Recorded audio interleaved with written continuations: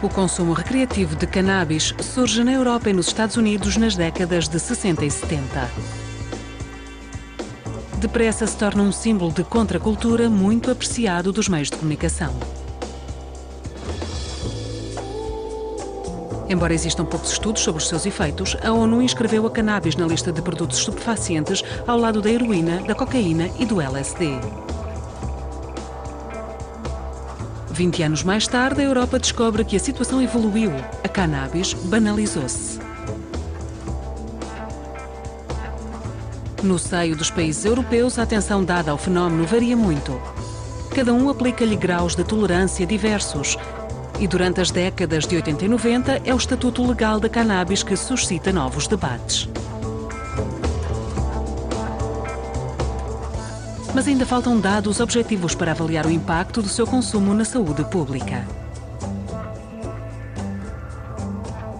Multiplicaram-se os estudos sobre o fenómeno e a sua evolução, sobre os efeitos da cannabis no organismo em geral e no cérebro em particular. Mas a mediatização de certos resultados parece ter reavivado as polémicas, inquietado a opinião e suscitado decisões políticas contraditórias. Investigadores e entidades de saúde estão de acordo numa série de pontos e a sua voz merece ser ouvida.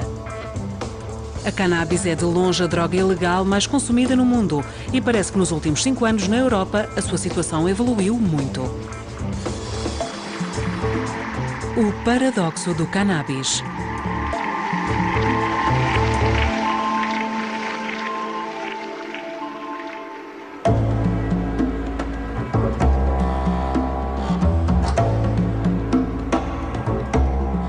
Na Europa, a referência em matéria de drogas é o Observatório Europeu de Drogas e Toxicomanias, um organismo independente que trabalha desde 1993 para a Comissão Europeia. A nossa missão consiste em fornecer à União Europeia, aos responsáveis políticos, informações fiáveis e comparáveis sobre as drogas e os problemas de dependência. Devemos fornecer uma base objetiva para a elaboração das políticas. Composto por especialistas de diferentes nacionalidades, o Observatório edita todos os anos um relatório sobre o conjunto das drogas legais e ilegais na Europa. No final de 2008, publicou a sua primeira monografia consagrada à cannabis. Esta reagrupa todos os dados disponíveis sobre a situação atual da cannabis na Europa. Ao reunir esta quantidade de informações, a nossa intenção não era reinventar a roda, mas estabelecer claramente aquilo que sabemos hoje na Europa.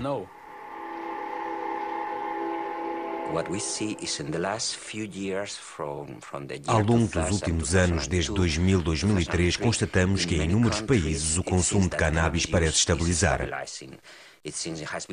Aumentou durante uma dezena de anos, mas atingiu um ponto em que essa progressão foi interrompida. Atualmente, em cerca de 300 milhões de europeus, entre os 15 e os 64 anos, 71 milhões experimentaram cannabis pelo menos uma vez na sua vida, e entre eles, 13 milhões declararam tê-la consumido várias vezes no mês anterior. Comparamos estes níveis com os dos Estados Unidos, do Canadá e da Austrália. E os números europeus são relativamente menos elevados do que nesses países. Há uma dezena de anos, a taxa de consumo era muito elevada em alguns países do que em outros. Vimos o consumo progredir nesses países e hoje em dia há muito mais países a terem taxas médias e elevadas. Primeiro paradoxo. A repartição dos diferentes níveis de consumo europeus parece não estar relacionada com o grau de tolerância aplicado por cada país. Na Holanda, por exemplo, o nível de consumo situa-se no meio da escala, dado que a cannabis é muito acessível lá. Na França, onde é menos fácil encontrar cannabis do que na Holanda, as taxas de consumo são bastante mais elevadas. É muito difícil estabelecer uma relação direta entre as políticas aplicadas à cannabis, por um lado, e os níveis de consumo, por outro lado. Se essa relação existir, é, sem dúvida, muito complexa. Em Saint-Denis, no Observatório Francês de Drogas e Toxicomanias, realça-se a mudança profunda que estes dados traduzem. O consumo da cannabis já não se encontra exclusivamente na zona urbana. Na realidade, encontramos consumos de cannabis ao mesmo nível na zona rural. Além disso, ao nível dos meios sociais, há uma difusão desse consumo em todos os meios sociais. Chegando à idade adulta, ao limiar um pouco simbólico dos 18 anos, há atualmente em França uma maioria de jovens que experimentam este produto. Assim, do ponto de vista cultural, podemos dizer que a experimentação, não estou a falar de consumo, a experimentação de cannabis torna-se um fenómeno normal junto dos jovens. A cannabis já não é um símbolo de contracultura. O seu uso banalizou-se, mas será que o produto em si mudou? O princípio ativo da cannabis, o que faz dela uma droga, é o tetrahidrocannabinol, ou THC. Concentra-se sobretudo na parte florida da planta madura. Mas uma das particularidades tradicionais da Europa era que se consumia essencialmente a resina extraída da planta. Verificação da situação atual junto dos laboratórios de análise da polícia francesa. Analisamos todas as apreensões de estupefacientes que são realizadas pela polícia e pelas alfândegas. No produto cannabis, a resina representa 90% daquilo que nós recebemos. Como tal, chamamos haxixe à resina de cannabis.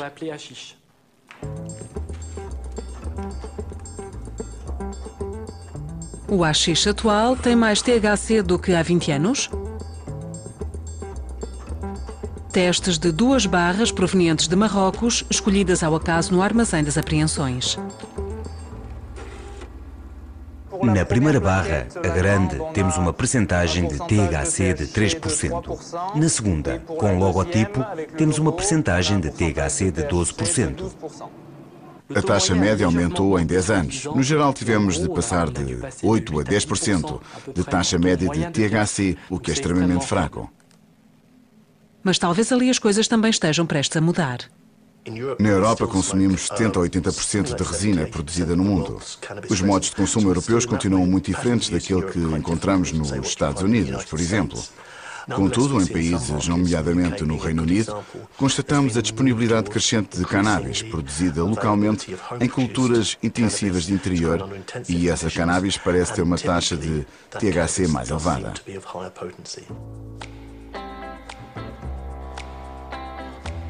Confirmação desta tendência em Londres, junto do Dr. Leslie King, membro do Conselho Consultivo Britânico sobre o Abuso de Drogas. 81% da cannabis que encontramos nas ruas é cannabis sensimilia.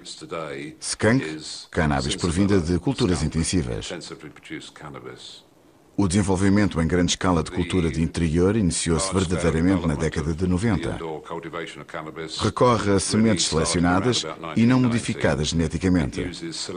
Apenas foram selecionadas pela sua capacidade de produção de plantas com elevadas taxas de THC. Estas plantas são cultivadas num ambiente de iluminação intensiva para que cresçam mais rapidamente e resultem em colheitas mais abundantes. A percentagem média de THC de uma cannabis de qualidade cultivada, deste modo, ronda os 15%. Por vezes encontramos taxas superiores, mas o mais frequente é serem nitidamente inferiores, não se distinguindo dos produtos importados tradicionalmente. Na realidade, no decorrer dos últimos 10 anos, a proporção de produtos com taxas de THC superiores a 15% permaneceu estável. Atualmente, apenas apresenta 2 a 3% da cannabis consumida na Europa. No que diz respeito à cannabis, constatam-se grandes diferenças de taxas de THC em função dos produtos. Mas será que tal é importante em termos de saúde pública? Se nos referirmos ao álcool, um copo de vinho não é necessariamente mais nocivo do que um copo de cerveja. Tudo depende da quantidade consumida, da capacidade de adaptar o seu consumo ao produto. Podemos até considerar de que uma cannabis com elevado teor de THC tem mais probabilidades de provocar efeitos nocivos nos consumidores principiantes. Podemos então dissuadi-los de consumir. Não é, portanto, na modificação de natureza da cannabis que residem, por enquanto, os verdadeiros motivos de preocupação para a saúde pública. Esta situação conheceu uma importante evolução ao longo destes últimos anos. Não é que o consumo tenha aumentado. Na realidade, é relativamente estável e até temos uma boa notícia. Começou a diminuir nos jovens. Os modos de utilização alteraram-se. Na amostra dos 13 milhões de europeus que consumiram cannabis durante este mês, 10 milhões fizeram-no pontualmente, muitas vezes num ambiente festivo. Mas considera-se que cerca de 3 milhões de pessoas consomem-na diariamente na Europa. Há cada vez mais consumidores que vêm pedir ajuda em centros de tratamento, que se apresentam afirmando que têm um problema com a cannabis. Para eles, já não se trata de fumar um charro entre amigos no fim de semana, mas de vários charros por dia. Tradicionalmente, a cannabis era uma droga que as pessoas experimentavam, consumiam durante um certo tempo e deixavam naturalmente. Pensa-se que hoje a população começa mais cedo, a utiliza durante mais tempo e de um modo que mais se assemelha ao consumo do álcool. Obviamente, tal terá a longo prazo um maior impacto sobre a saúde pública.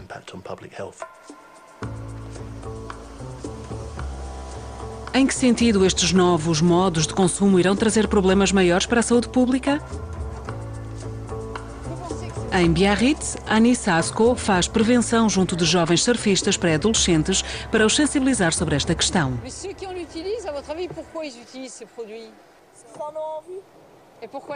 Para ela, os perigos do consumo da cannabis estão bem presentes, não sendo, no entanto, aqueles que ocorrem em primeiro lugar. Creio que o principal problema da cannabis prende-se com o facto de se poder fumar, sendo que todos os produtos que se fumam levam à formação de produtos de combustão, incluindo alcatrão, aminas aromáticas policíclicas, um certo número de compostos que sabemos serem cancerígenos.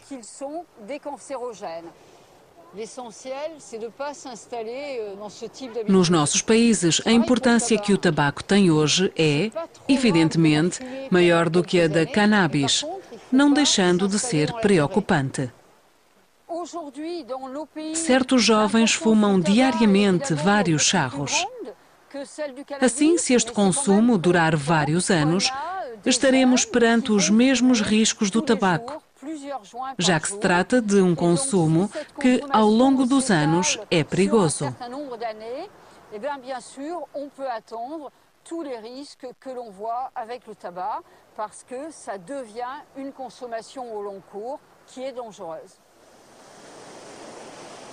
Esta preocupação é mais legítima na Europa, onde a cannabis costuma ser fumada juntamente com tabaco. Ao misturar a cannabis com o tabaco, temos os riscos da cannabis, assim como os riscos relacionados com o tabaco.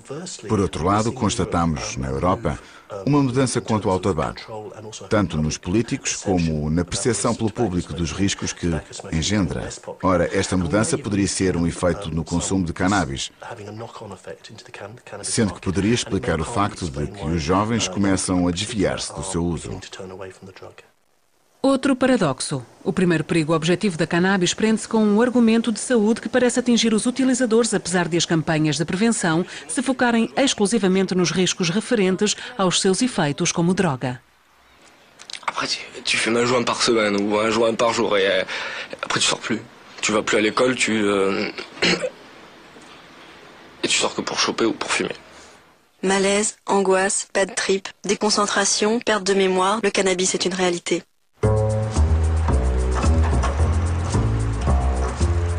Então, o que sabemos nós sobre os efeitos psicoativos da cannabis?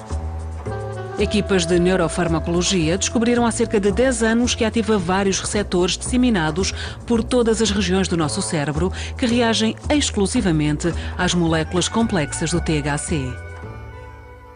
Uma das únicas regiões do cérebro onde existem muito poucos receptores canabinoides é precisamente no centro do controle vegetativo. É uma das razões pelas quais a cannabis não é uma substância tóxica, uma vez que pode induzir a morte. Por outro lado, se estes receptores são tão numerosos em todas as outras regiões, trata-se de um sistema muito disperso no nosso cérebro, como o dos ratos, já que produz e utiliza naturalmente moléculas do mesmo tipo que o THC. A única coisa que a cannabis vai fazer é aumentar a atividade deste sistema endógeno, designado por sistema endocannabinoide. Este sistema endocannabinoide vai ser implicado no controle de várias respostas fisiológicas no nosso cérebro e no nosso organismo. Especificar o papel concreto deste sistema e as consequências da sua ativação pela cannabis é um dos objetivos do laboratório, mas trata-se de uma tarefa bastante complexa. Um dos papéis que o sistema endocannabinoide desempenha ao nível da memória é fazer com que esqueçamos todas as lembranças que têm um efeito negativo sobre as nossas emoções. Tal é muito importante para ter um controlo emocional adequado. Se ativarmos este sistema com uma droga exógena, podemos imaginar aquilo que irá resultar. Teremos dificuldades a nos lembrar daquilo que ocorreu após o consumo da cannabis. Para os ratos expostos ao THC, tal significa que eles irão explorar, como se o descobrissem pela primeira vez, um ambiente que visitaram há cerca de meia hora. Também o sistema endocannabinoide terá um papel importante no controle geral das nossas emoções. A ativação deste sistema com a cannabis irá induzir efeitos difíceis de controlar, porque a cannabis pode aumentar ou reduzir a ansiedade, dependendo da vulnerabilidade do sujeito, da experiência do sujeito e de muitos fatores. Para uma pessoa que consome cannabis, é difícil controlar quais os efeitos reais ao nível da ansiedade. Este sistema cannabinoide é um sistema muito complexo.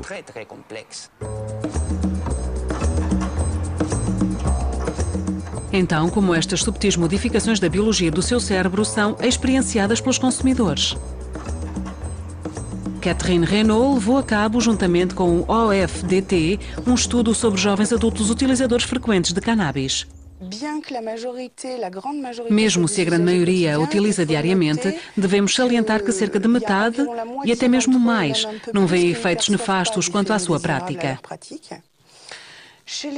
Para outros, os efeitos indesejáveis estão, segundo eles, relacionados com situações de sobredosagem, porque no dia em que irão fumar um pouco mais, irão falar de apatia, fadiga, do facto de terem dificuldades em acordar de manhã.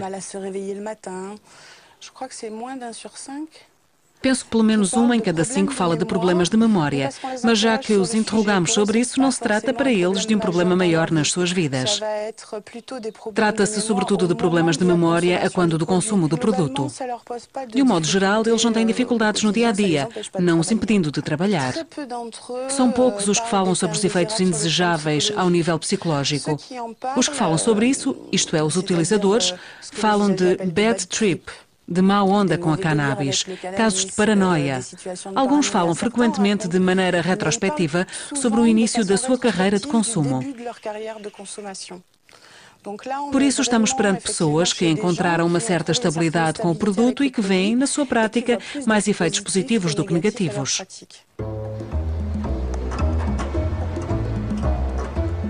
No entanto, em vários estabelecimentos psiquiátricos europeus, preocupamos-nos com uma eventual relação entre o consumo intensivo de cannabis e a aparição de perturbações psicóticas. As patologias de que nos ocupamos surgem no início da idade adulta ou na adolescência, sendo que é durante este período que os jovens consomem substâncias, nomeadamente a cannabis. Aquilo que observamos é que as pessoas que chegam com um primeiro episódio psicótico representam 70% de consumidores frequentes, consumindo cannabis pelo menos uma vez por semana. Temos uma tendência para uma relação menos estatística entre os sintomas psicóticos e o consumo. Em Londres, John Whitson efetua pesquisas no Instituto de Psiquiatria Maudsley. Elaborou ainda o capítulo de monografia da OEDT dedicado aos efeitos do consumo da cannabis sobre a saúde física e mental. A relação entre a cannabis e a psicose é uma temática que tem vindo a ser debatida na literatura científica há um século. No início do século XXI, um certo número de estudos na Nova Zelândia, Austrália, Países Baixos e na Alemanha estabeleceram uma relação entre o consumo regular de cannabis e o desenvolvimento posterior de psicoses. No entanto, se considerarmos o número de casos de esquizofrenia declarados no mundo ocidental, este número não aumentou no decorrer dos últimos 30 anos. Assim estamos perante uma espécie de enigma.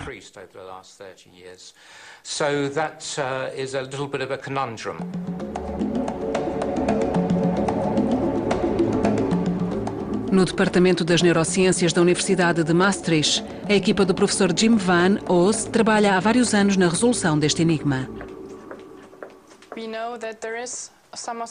Sabemos que existe uma relação entre o consumo de cannabis e o desenvolvimento posterior de sintomas psicóticos. Mas aquilo que não sabemos muito bem é o que se passa no cérebro. Através de que mecanismo biológico o consumo de cannabis aumenta concretamente o risco de desenvolvimento destes sintomas.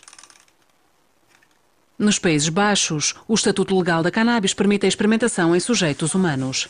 Rebecca Cooper iniciou uma série de experiências no decorrer das quais estudou os efeitos neurobiológicos do THC no cérebro de consumidores diagnosticados psicóticos. Não foi constatado o aumento do risco de desenvolvimento de esquizofrenia em todos os consumidores de cannabis, mas apenas num pequeno grupo de utilizadores, levando à hipótese ou até mesmo à certeza de que existem sensibilidades diferentes quanto à faculdade de indução de psicoses da cannabis.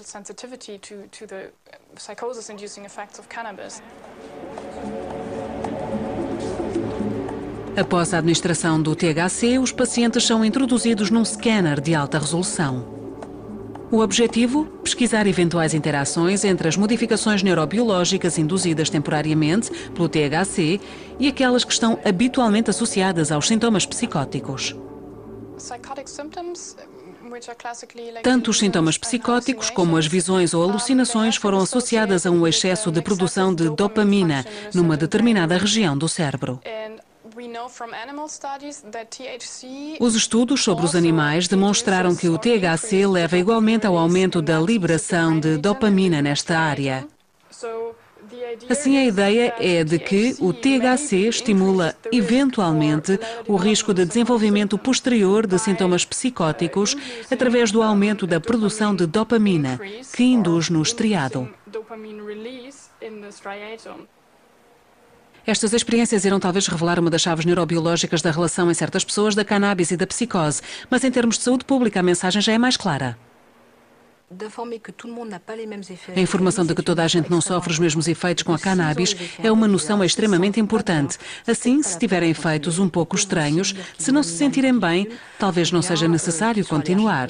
Também podem dizer que têm enxaquecas quando fumam ou simplesmente que são alérgicos. Trata-se em todo o caso de uma mensagem que transmitimos aos nossos pacientes psicóticos, já que sabemos que irão passar por situações que agravam os seus sintomas. Por vezes digo-lhes, se estão a deitar lume no fogo, não vale a pena. Talvez não seja por causa disso que estão doentes, mas em todo o caso, trata-se de um elemento que vos ajuda na vossa estabilização e não na vossa recuperação. Quando falamos na relação entre a cannabis e a esquizofrenia, falamos num número muito reduzido de pessoas. O conjunto dos consumidores de cannabis tem uma probabilidade extremamente baixa de se confrontar com este tipo de problema. Então, por que os pedidos de ajuda para os problemas relacionados com a cannabis aumentaram de tal forma na Europa ao longo dos últimos anos? Em Estrasburgo, na sessão telefónica do dispositivo DATIS, Sistema de Informação sobre Tratamento de Drogas e Álcool, constata-se esta tendência, mas salientamos a variedade dos motivos para as chamadas. Recebemos muitas chamadas, penso que são cerca de 200 mil por ano, sendo que a cannabis ocupa um lugar preponderante. Na realidade, o primeiro produto é o álcool, mas logo a seguir vem a cannabis, o que representa cerca de 35% das nossas chamadas. Assim, o que é interessante está no interior. Quando escavamos um pouco, apercebemos-nos que os consumidores que nos ligam são cerca de 40%, sendo os restantes 60% os pais. As mães que, e não se trata de um clichê, viram os bolsos dos seus filhos antes de colocar a máquina a lavar e encontraram uma pequena barra de droga, ligam completamente desamparadas. Ouais, je fume plusieurs joints par jour. À l'école, c'est dur d'enregistrer quelque chose en état défoncé. As campanhas são sobre os jovens porque o consumo é massivo, efetivamente, mas é massivo ao nível da experimentação. Isto é, tem de experimentar, é festivo, experimenta e pronto, e frequentemente param. Même si on écrit ce qu'on entend, c'est clair, à la fin de la journée, on n'a rien enregistré. Moi, j'ai fait un trimestre comme ça. Houve uma campanha sobre cannabis destinada aos jovens em que a maioria das chamadas era de pessoas dos 35 aos 45 anos. Tentamos saber as razões que levam ao consumo. Há um certo número de chamadas em que tal é possível, isto é, de certo modo, trata-se de enfrentar melhor uma situação na qual me encontro quando consumo, pousar finalmente os seus próprios marcos e ter consciência daquilo que faço. Mas para outros casos não basta, por isso temos uma orientação.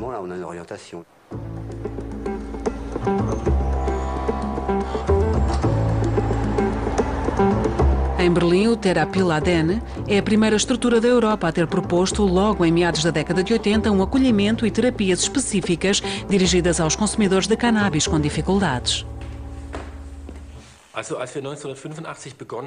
Quando começámos em 1985, éramos uma instituição bastante exótica, porque a ajuda aos toxicodependentes dirigia sobretudo aos heroinómanos. A cannabis era antes considerada como secundária e não estava associada aos problemas de dependência.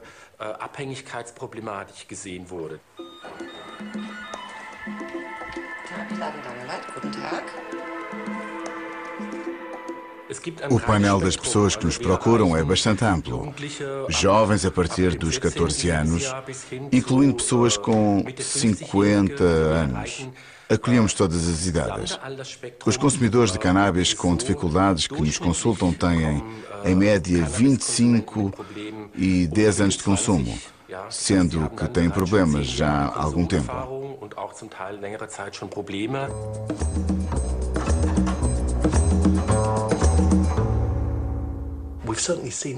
Constatamos um claro aumento dos pedidos de tratamento ao longo destes últimos 5 anos, ainda que estes dados pareçam estabilizar-se. Por isso, como explicá-lo? É bastante difícil. Por um lado, houve um aumento considerável das ofertas de tratamento e penso que também assistimos ao desenvolvimento da consciencialização de problemas relacionados com a cannabis, tanto nos serviços profissionais como nos próprios utilizadores. Há um pequeno grupo de consumidores intensivos que apresentam sinais de dependência, que têm realmente dificuldades para parar o seu consumo e que, efetivamente, precisam de um tratamento similar aos propostos para as outras substâncias psicoativas. E há pessoas que precisariam, antes de uma ou duas sessões focadas sobre a informação.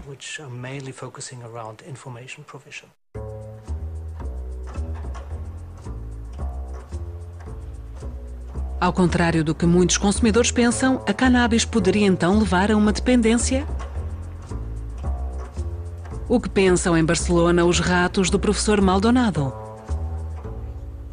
Nas nossas pesquisas, por exemplo, evidenciamos modelos nos quais os ratos vão demonstrar um grande prazer induzido pela cannabis após a administração.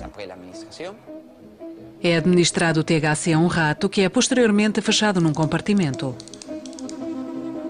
Mais tarde é-lhe administrado um produto neutro e ele é fechado noutro compartimento. Repetimos o ciclo várias vezes e no dia da experiência ele pôde aceder livremente aos dois compartimentos. Este rato manifesta um gosto pronunciado pelo THC. Também mostramos de que modo derivados de cannabis irão ser auto-administrados por um rato. Isto é, os ratos, tal como o homem, irá procurar droga. Irão auto-administrar-se droga e apresentar recaídas na administração de cannabis, mesmo após longos períodos de abstinência. Isto é, há um comportamento de dependência para com a cannabis que também pode ser colocado em evidência nos roedores. Na realidade, a questão foi muito discutida. Os mecanismos em jogo nos fenómenos de dependência estão no centro das mais recentes pesquisas em neurobiologia. E cada nova descoberta pode colocar em questão a interpretação dos resultados anteriores. Se um animal auto-administra um produto, não quer dizer, e pensamos que não, que esse produto cria dependência. Ou seja, pode provocar uma certa satisfação que leva o animal a procurar novamente o produto, mas não necessariamente uma farmacodependência. Há vários anos foi demonstrado que o prazer estava relacionado com a libertação de um neurotransmissor, nomeadamente a dopamina. Por conseguinte, se a dopamina intervém no prazer, ela é responsável pela criação da dependência. O que estamos a demonstrar é que, efetivamente, a dopamina intervém no prazer, mas que é provável que a dopamina não intervenha ao nível da dependência.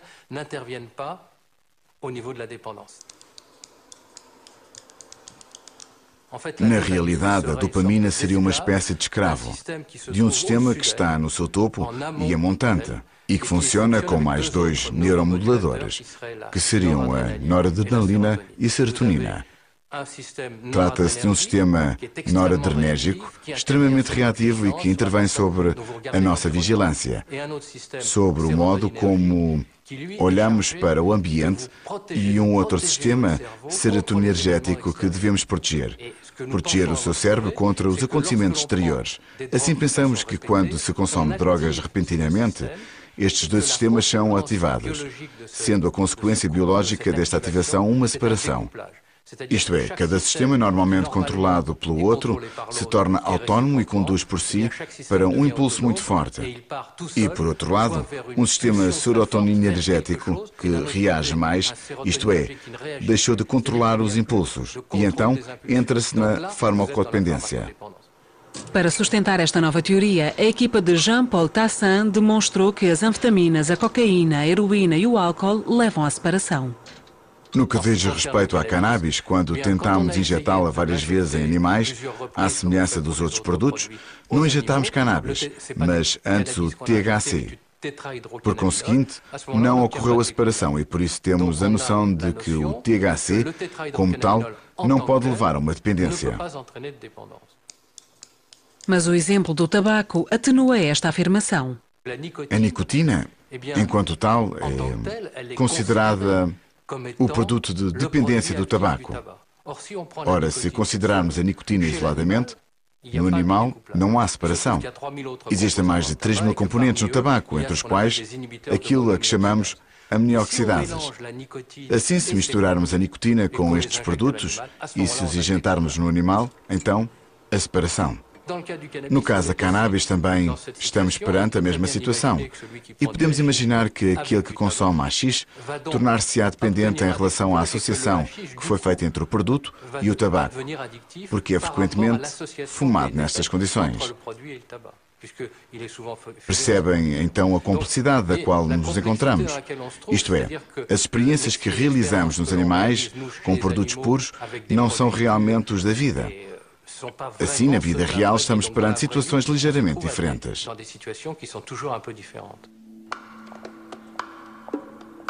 O que acontece então na vida real? Quem são os pacientes que encaminhamos para serviços de dependência para os problemas da cannabis? Os perfis comuns são de pessoas que não consomem cannabis, ou seja, consomem tabaco, álcool e têm habitualmente uma idade compreendida entre os 18 e os 35 anos. Vêm aqui devido à instalação de um certo número de lesões e de mal-estares. O primeiro dos mal-estares é muito simples, o de não poderem abster-se de consumir o produto. Trata-se de certo modo e, por outras palavras, da noção de dependência que se instala. Uma dependência que pode por vezes levar o Dr. Benhamina a propor um internamento de curta duração para desintoxicação. Durante muito tempo pensou-se que a cannabis não tinha a capacidade de provocar uma síndrome de desintoxicação. Devido a esta linha de pensamento, procurava-se uma síndrome de desintoxicação conhecida, a do álcool, com sudação, palpitações, suor, ou a da heroína, que consiste em dores. A cannabis tem uma síndrome de desintoxicação. Estamos perante insónias, fasciculações, isto é, pequenas contrações musculares, há irritabilidade e por vezes até podemos estar perante uma síndrome de depressão, discreta mas presente. De que forma esta dependência é vivida por aqueles que procuram desfazer-se dela? Esta é a história de Elodie, de 33 anos. Sou mãe de 2 crianças. Na realidade, fumava há muito tempo, desde os 15 anos. Cada gravidez e os primeiros meses em casa com o bebê representaram períodos de desintoxicação em que não tive dificuldades. Havia sempre uma altura em que pensava, vou fumar um cigarrinho excepcionalmente, e rapidamente recaía num consumo excessivo e desmedido.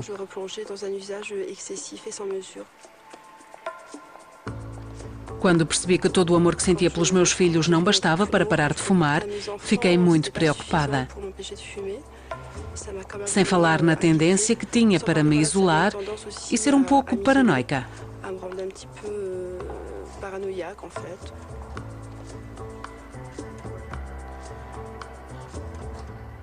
Ao fim destas várias paragens, compreendi que estava condenada à abstinência da cannabis.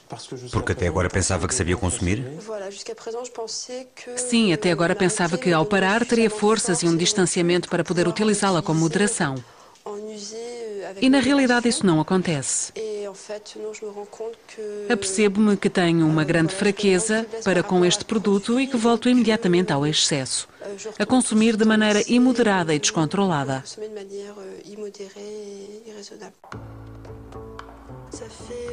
Há um ano que o consulto a cada 6 semanas. Trata-se de um acompanhamento um pouco à distância.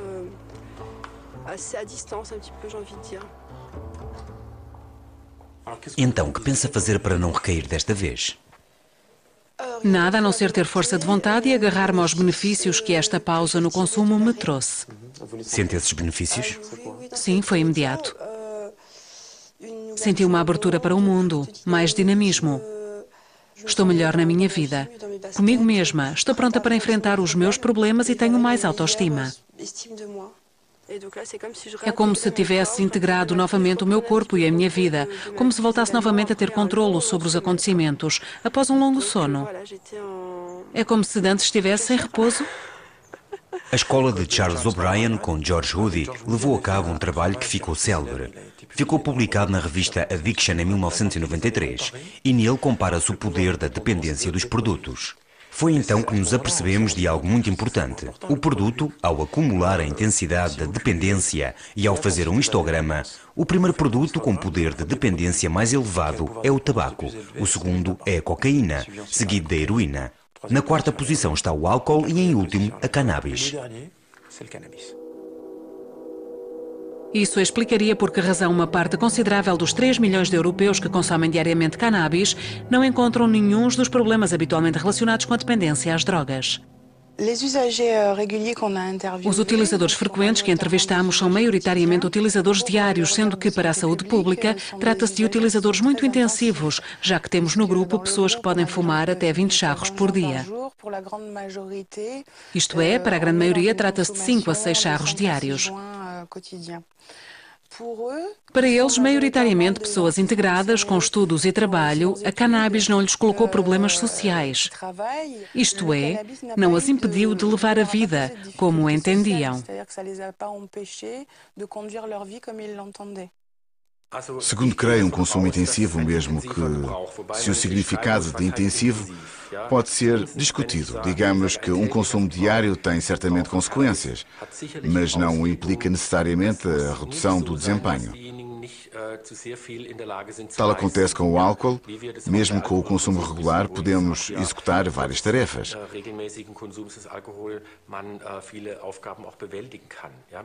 Na realidade, depende dos indivíduos, da maneira como o consumo de cannabis é integrado ao cotidiano. Por isso, não podemos fixar um limiar de quantidade.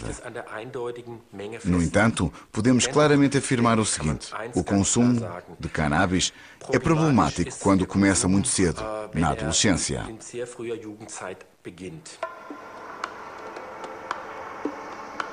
Os perigos de um consumo precoce são, sem sombra de dúvida, o ponto sobre o qual os pesquisadores de todos os horizontes parecem concordar.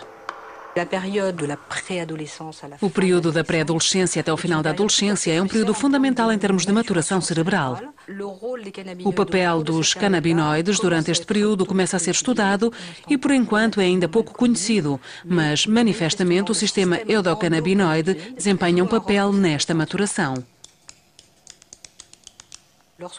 Quando se expõem ratos durante o período peripubertário, ou seja, ratos adolescentes, observam-se modificações a longo prazo no rato adulto e que dizem respeito, nomeadamente, a anomalias de filtragem sensorial, anomalias de atenção, anomalias nas interações sociais.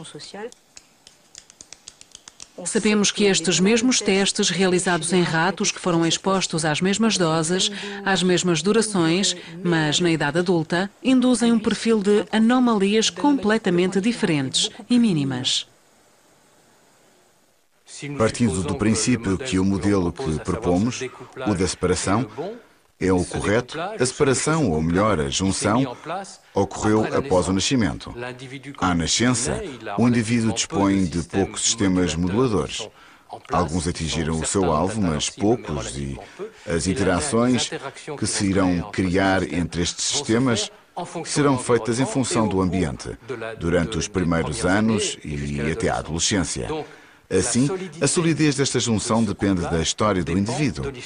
Por conseguinte, a proporção ou propensão em desfazer esta junção, consoante as drogas, depende da história do indivíduo. Estamos certos de que um dos principais fatores para o prognóstico da dependência e da vulnerabilidade no consumo de outras drogas prende-se com a idade a quando do primeiro consumo de droga, independentemente da droga, quer seja álcool, cannabis ou tabaco. Se for muito cedo na juventude, tal terá um fator prognóstico negativo para a dependência. Atualmente, nos percursos, a iniciação à cannabis ocorre, grosso modo, na passagem da escola para o liceu. Mas esta estatística sobre a idade é relativamente estável, sendo que não podemos dizer que há um aumento da precocidade. No entanto, é de notar nas pesquisas uma proporção não negligenciável de jovens que começam a consumir cannabis em idades muito mais precoces, 13, 12 anos. Em certas pesquisas, chega-se a referir a idade de 11 anos, e é aí que reside um dos fatores de gravidade. Este subgrupo de jovens adolescentes particularmente vulneráveis que encontramos por toda a Europa apresenta um perfil muito diferente daquele dos adultos em situação de dependência. Em Paris, no Centro Emergence, Olivier Fan faz uma consulta que lhe é inteiramente dedicada. Recebemos em consultas jovens consumidores, adolescentes e os seus pais que apresentam problemas de comportamento a nível de dependência, seja de cannabis, álcool, tabaco ou videojogos.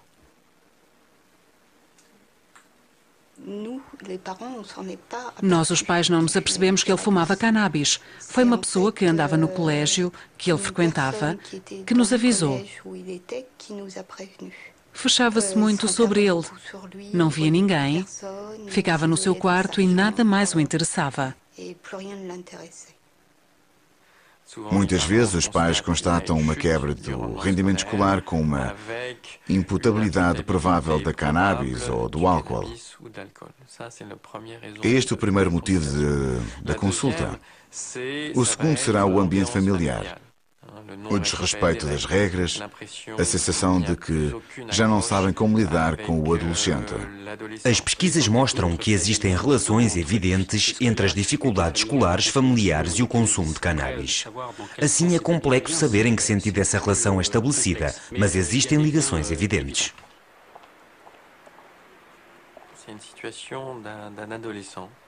É o caso de um jovem adolescente que nos consultou devido a um forte consumo de álcool e de cannabis. Este consumo tem repercussões ao nível escolar, visto que deixou de ser escolarizado, deixando de ter planos para o futuro. Tal tem repercussões sobre as relações familiares, já que a família está a esgotar-se, tentando fazer com que renuncie ao consumo, tendo ainda repercussões sobre o ambiente.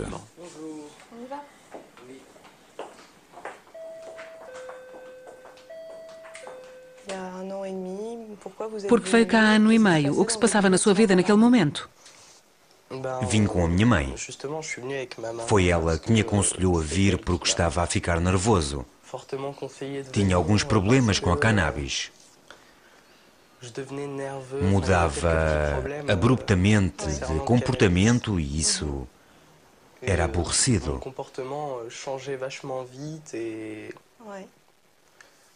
Por causa da cannabis, tudo aquilo que me tocava provocava um impacto violento.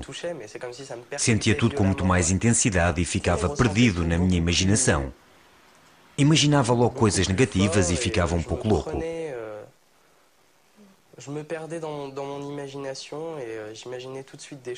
Portanto, não era possível viver em comunidade, em casa, se não me controlasse. Nós, quando falamos de cannabis, gostamos de pensar em termos não de patologia, mas de perda de oportunidade para o futuro. Um adolescente que consumir não será necessariamente patológico, mas perderá uma oportunidade de estudar que poderia ter tido caso não tivesse consumido, estabelecer relações que poderia ter tido se não tivesse consumido, de se ouvir, em todo o caso, nesta última conversa antes da partida dos seus pais, caso não tivesse consumido.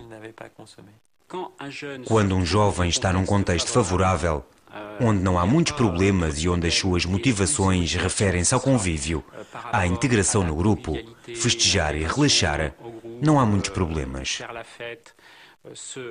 Por outro lado, se um jovem tiver dificuldades, as motivações dirão respeito ao distanciamento, até para esquecer. Assim estamos perante estratégias de destruição, sendo que a cannabis pode acentuar e acelerar estas dificuldades. Sofremos duplamente porque não sabemos do que se trata. Foi-nos explicado, mas nunca consumimos. Por isso, não sabemos o que podes sentir. Quando fumo, digamos que é como se estivesse anestesiado. Fica anestesiado e pronto. É evidente que os problemas de dependência se acumulam e se intensificam com o decorrer do tempo. Assim, quanto mais houver policonsumo, mais a situação tornar-se-á problemática, sobretudo nos jovens. Foi o que constatamos naqueles que começam muito jovens e que consomem grandes quantidades de álcool e cannabis. É este o grupo de jovens que nos preocupa, e não o dos 16, 17 anos que se entregam a várias experimentações, fumam charros nas festas para se divertir e acabam por interromper o seu consumo de cannabis. O mesmo sino toca em Genebra, na Fundação Fênix, onde se salienta um ponto que partilham todos os jovens adolescentes com graves dificuldades. O seu consumo de cannabis é apenas um dos elementos de uma situação complexa. Temos cada vez mais jovens e adultos de múltipla utilização. Jovens que vão utilizar massivamente a cannabis e o álcool ou o ecstasy. E a última alteração também diz respeito à quantidade consumida, não numa noite, mas em jejum massivo, para obter um efeito máximo. Assim, através deste tipo de consumo, há uma tomada de risco que é inerente e recente. Há sempre um contexto familiar que foi colocado à parte ou que coloca o jovem à parte. Tipicamente, um conflito entre pais maior, massivo, na duração. Quer o casal seja casado ou não, pouco importa. Mas cenas repetitivas com violência verbal ou física faz parte deste panorama clássico. Uma relação débil entre os pais e as crianças é também um dos sinais característicos deste perfil. Não nos podemos obstinar a dar uma resposta para a cannabis e omitir os outros elementos, uma vez que se alimentam mutuamente. Então, que tipo de ajuda ou tratamento podemos propor para este grupo que reúne o essencial dos problemas graves relacionados com a cannabis? Para nós, a proposta mais importante é aquela que está atualmente a ser estudada no âmbito do projeto INCANT. Isto é, a terapia familiar multidimensional, que se dirige especificamente aos adolescentes menores de 18 anos e aos seus pais ou aos seus familiares. O programa INCANT pretende avaliar em 5 países europeus os resultados desta terapia familiar que aborda de modo global o conjunto dos problemas que estes jovens adolescentes enfrentam. No decorrer destas sessões familiares, tentamos melhorar uma comunicação que se tornou negativa ou inexistente. O objetivo é o de que os membros da família se aproximem novamente uns dos outros e que seja estabelecida uma relação de confiança entre eles. Se os pais conseguirem novamente ganhar a confiança dos seus filhos, voltarão a encontrar a sua autoridade parental e poderão dizer aquilo que podem ou não podem fazer. Em Genebra, a família Boucher seguiu com Philippe Nielsen a terapia familiar testada pelo grupo INCANT. Era um dos casos que me tinha sido entregue pela Justiça. Quentin, que na altura, salvo erro, tinha 15 anos e estava na prisão. Tinha sido preso por tráfico de cannabis. Foi mesmo um choque. Mesmo sabendo que ele fumava, como todos os jovens, penso que quando vemos a polícia entrar no quarto do nosso filho e revirar tudo para procurar, no início não tínhamos pensado bem naquilo que queríamos. Queríamos alguém que nos ajudasse para podermos trabalhar sobre isso, porque estávamos em pânico. Chegámos aqui e, para mim, o problema não estava só ao meu nível pessoal, estava na família. Divorciámo-nos há mais de 10 anos e penso que havia um contencioso entre nós. Tivemos de tratar de muita coisa e, no fundo, é verdade. Ele era apenas a ponta do iceberg. Não consegui parar completamente. Continuo a fumar, mas foi algo de muito positivo. Por exemplo, se tenho de trabalhar, não fumo, ao passo que antes, nas aulas, por exemplo, ia para lá completamente pedrado. A abordagem de Philippe Nielsen ensinou-nos a estabelecer regras e um quadro, mas ainda a nos posicionar em relação a isso, a abrir a nossa visão para autorizar, mais para discutir.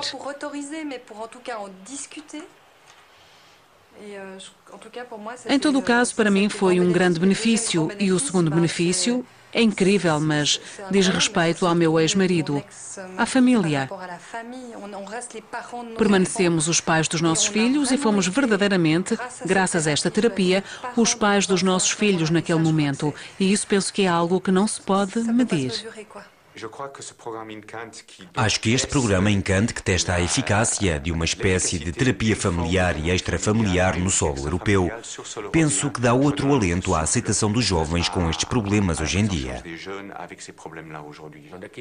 Não se trata de condenar as drogas enquanto tal, mas evitar consumos abusivos desde a mais tenra idade. Penso que nos devemos concentrar nestes aspectos para diminuir os riscos e intervir rápida e eficazmente quando surgirem problemas.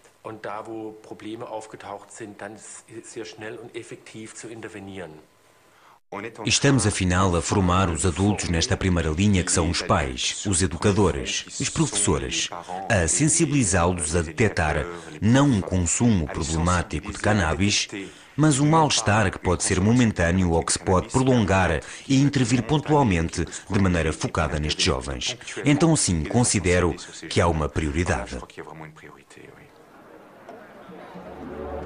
A boa notícia é que há 5 anos, 6,1% dos jovens europeus com 16 anos consumiam regularmente cannabis. Hoje em dia, apenas diz respeito a 3,4% destes jovens. Assim, no final da viagem, qual será a extensão do problema de saúde pública provocado pela cannabis à escala europeia? E sobre que respostas os países europeus poderão concordar? Em Paris, onde as polémicas ainda estão acesas, salientam-se os limites das respostas que os científicos podem dar sobre este assunto. É verdadeiramente uma fonte de conflitos perfeita, já que tudo se concentra na cannabis. É simultaneamente um produto que proporciona prazer, que modifica um pouco os estados de consciência e que pode ser perigoso na estrada, dependendo de ser potencializado pelo álcool e não levando a quase nenhuma dependência para a grande maioria. Mas em certas pessoas poderá haver uma certa dependência psíquica. Não sabemos se se deve à cannabis ou ao facto de que os indivíduos haviam consumido álcool ou haviam fumado em presença do tabaco. Por isso, como veem, nada está resolvido. Será que a cannabis vai levar a problemas de psicose? Mas se for o caso, o efeito nunca será muito importante. Trata-se de uma espécie de nó em torno do qual toda a gente poderá precipitar-se para dar um parecer que pode ser contrário ao anterior e que, além disso, poderá não ser falso. O estado do conhecimento sobre a cannabis documenta riscos objetivos, nomeadamente 2 riscos principais. O primeiro prende-se com a problemática dos cancros, relacionada com todos os produtos consumidos sob a forma de combustão. Em França, os consumidores diários de tabaco representam 26,5% da população. Os consumidores regulares de cannabis representam 2,3%. Também documentámos recentemente o problema da mortalidade relacionada com a cannabis, estando avaliada a cerca de 200 mortes por ano. De entre os 4.620 acidentes ocorridos este ano, considera-se que o álcool é responsável por 1.300 e a cannabis por cerca de 200. Em França, os problemas maiores de saúde pública referem-se aos produtos do tabaco e do álcool. Estamos em termos de custo social de mortalidade relacionada com o consumo destes produtos perante uma extensão sem medida comum com a cannabis.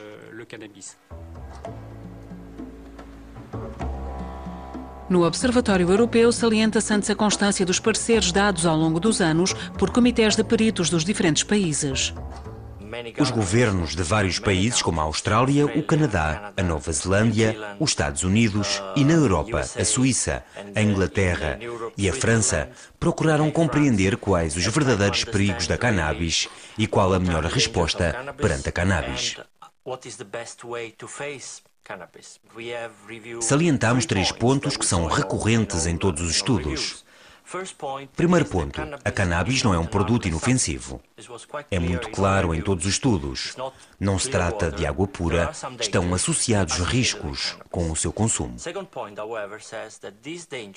No entanto, o segundo ponto estipula que estes perigos foram sobreavaliados, exagerados na maneira como a cannabis é apresentada ao público e na maneira como a sua utilização é regulamentada por legislações. O terceiro ponto é antes uma recomendação que encontramos em todos os trabalhos. Em vez de sanções penais, a melhor maneira de responder ao uso ilícito da cannabis seria de aplicar soluções alternativas, como, por exemplo, multas, um tratamento ou uma assistência se necessário, ou sanções administrativas. Sempre que um comitê científico foi consultado pelo seu governo sobre a questão da cannabis, as suas conclusões foram semelhantes. Então, por que é que os países europeus não se apoiam nesta base comum para harmonizar as suas políticas? Vamos o mais longe possível, mas imagino que por detrás desta pergunta irá perguntar-me até que ponto influenciamos as políticas. E se for o caso, fica a saber que não é o nosso papel. Fornecemos as nossas informações e as nossas análises aos políticos, cabendo-lhes a respectiva tomada de decisão. Existem muitas diferenças, mas penso que resultam todas do facto de que a legislação internacional impõe, com algumas reservas, a obrigação de considerar a posse de cannabis como um delito.